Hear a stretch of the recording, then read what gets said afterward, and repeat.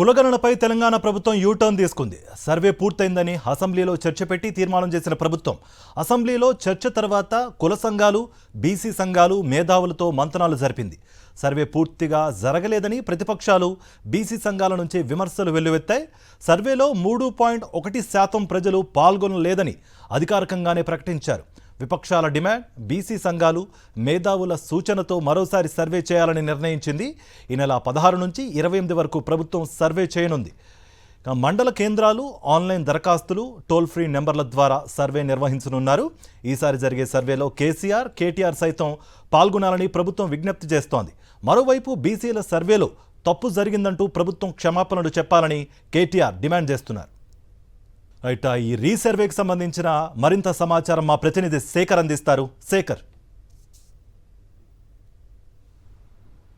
తెలంగాణ రాష్ట్రంలో కులగణన అంశం మీద తీవ్రమైనటువంటి అధికార విపక్షాల మధ్య మాటల యుద్ధం నడుస్తూనే ఉంది. అది ఇంకా కొనసాగుతున్నటువంటి పరిస్థితులు. కులగణన చేసినటువంటి రాష్ట్ర ప్రభుత్వం 3.1% మంది ప్రజలు పాల్గొనలేదని, అందులో 1.5 లక్షల వరకు కుటుంబాలు, అట్లాగే 16 లక్షల మంది పాల్గొనలేదన్నటువంటి లెక్కలు చెప్పింది. అసెంబ్లీలో దీని మీద చర్చ జరిపింది, తీర్మానం చేసింది. ఆ తీర్మానాన్ని కేంద్ర ప్రభుత్వానికి కూడా పంపుతామని చెప్పినటువంటి రాష్ట్ర ప్రభుత్వం వెంటనే నిన్న కమాండ్ కంట్రోల్ రూమ్ లో ముఖ్యమంత్రి ఆధ్వర్యంలో బీసీ డెడికేషన్ కమిషన్ రిపోర్ట్ వచ్చిన తర్వాత కులగణనను బేరీజ్ చేసుకుని రిజర్వేషన్ల అమలు మీద సుదీర్ఘంగా చర్చలు జరిపినటువంటి రాష్ట్ర ప్రభుత్వం కులగణన మళ్లీ రీసర్వే చేయాలని యూటర్న్ చేసినట్లుగా ప్రకటన చేసింది. ప్రతిపక్షాల డిమాండ్ ఒకవైపు అయితే ఈ కులగణన పూర్తి స్థాయిలో శాస్త్రీయంగా జరగలేదని, తప్పల తడకగా ఉన్నాయని, అధికారుల నిర్లక్ష్యం ఒకవైపు ఉంటే పెద్ద ఎత్తున బీసీలకు అన్యాయం జరుగుతుందన్నటువంటి విమర్శలు ప్రభుత్వం మీద రావడంతో ప్రభుత్వం వెనక్కి తగ్గింది, రీసర్వే చేస్తుంది. ఫిబ్రవరి 16వ తేదీ నుంచి 28వ తేదీ వరకు రీసర్వే చేయాలని నిర్ణయం తీసుకుంది. ఈ రీసర్వే ఆన్లైన్ ద్వారా చేసుకోవచ్చు, అట్లాగే హెల్ప్ లైన్ నెంబర్కి కాల్ చేసి అధికారులు ఇంటికి వచ్చి సర్వే చేసుకుంటారు. అట్లాగే మండల కేంద్రాల దగ్గర అధికారులు అందుబాటులో ఉంటారు, అక్కడికి కూడా వెళ్లి వివరాలు ఇవ్వచ్చు అన్నటువంటి అంశాన్ని రాష్ట్ర ప్రభుత్వం ప్రకటన చేసింది.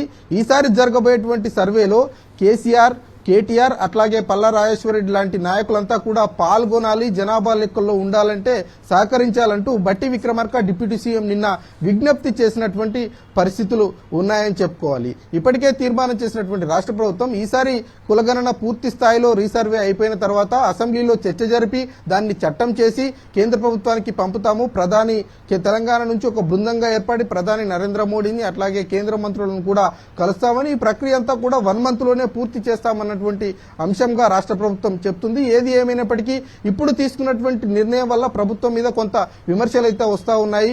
తప్పు చేసినట్లు ఒప్పుకున్నట్లే అన్నటువంటి ఆరోపణలు ప్రభుత్వం మీద వస్తా ఉన్నాయి. దీనికి సంబంధించినటువంటి విషయం మీద ప్రధాన ప్రతిపక్ష పార్టీ నుంచి బీఆర్ఎస్ పార్టీ వర్కింగ్ ప్రెసిడెంట్ గా ఉన్నటువంటి కేటీఆర్ స్పందించారు. తప్పులు చేశారు కాబట్టి ఒప్పుకోవాలి, అట్లాగే తెలంగాణ ప్రజలకు క్షమాపణ చెప్పాలంటూ డిమాండ్ చేస్తున్నటువంటి పరిస్థితుల నేపథ్యంలో ఈ కులగణన రగడ అయితే ఇంకా ఫుల్ స్టాప్ పడలేదు. రాబోయేటువంటి రోజుల్లో రీసర్వేకి సంబంధించినటువంటి విషయంలో ప్రభుత్వం చెప్పినట్టుగా 3.1% మంది ప్రజలే ఉంటారా, ఇంకా ఎక్కువ పెరుగుతారా అన్నది చూడాల్సి ఉంటుంది.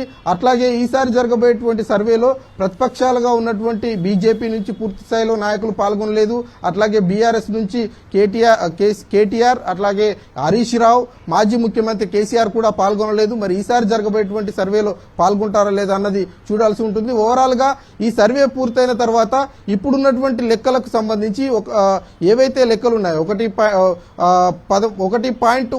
కోట్ల కుటుంబాలు ఉన్నటువంటి లెక్కలు వచ్చాయి. వాటికి సంబంధించినటువంటి లెక్కలు ఇంకా ఎంత మేరకు పెరుగుతాయి, ప్రభుత్వం చెప్తున్నటువంటి పర్సంటేజ్ వరకే ఉంటుందా లేదంటే ఇంకా పెరుగుతుందా అన్నది చూడాల్సి ఉంటుంది. కార్తిక్. రైట్ శేఖర్.